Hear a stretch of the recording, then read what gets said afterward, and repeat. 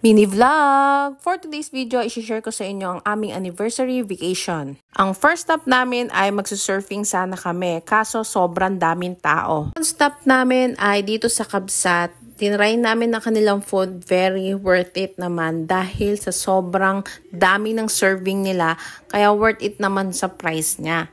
Yung crispy bacon nila parang isang 1/4 na pack ng nabibili sa grocery, 'di ba? Grabe, sobrang sulit. Third stop naman namin, napili namin dito sa Coffee Art Tea. Kung mahilig ka sa kape, subukan mo ang kanilang horchata manchado. Must try talaga siya. Sobrang sarap. Para sa akin, lahat balance. Ganun kasarap. Ang fourth stop sana namin ay sa man-made forest, kaso hindi na namin tinuloy kasi parang napakadelikado niya, lalo na kapag mayroong kang batang kasama. Kaya kung dadaan kayo dito, dapat dahan-dahan lang kasi mabubulaga talaga kayo sa mga nagpapapicture dyan. Ang pang fifth stop namin ay dito sa Bato de Luna. Worth it naman siya kahit mainit, kailangan magdala ka lang ng sombrero at water. Bago kayo pumasok, may babayaran kayong 50 pesos lang.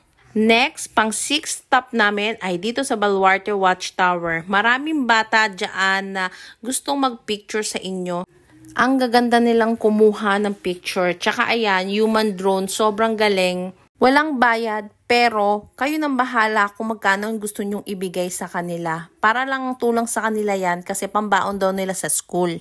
And the last stop namin ay dito sa Camp Luna. Diyan kami nag-book kasi gusto ko hindi crowded. At ang hinahanap ko ay medyo peaceful place. Yun lang. Thank you for watching!